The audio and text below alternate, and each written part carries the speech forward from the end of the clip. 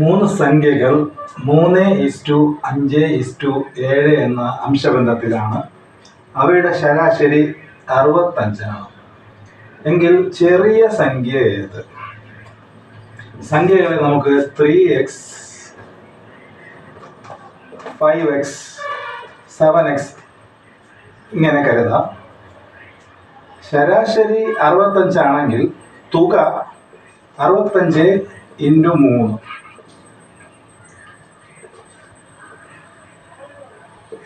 3 195 തുക.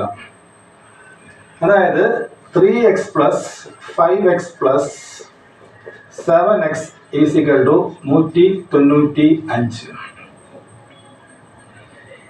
അതായത് 15x 195 ആണ്. അപ്പോൾ x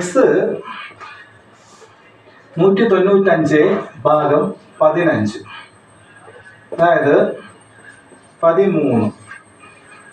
x 13 ആണെങ്കിൽ 3x 39 ആയിരിക്കും.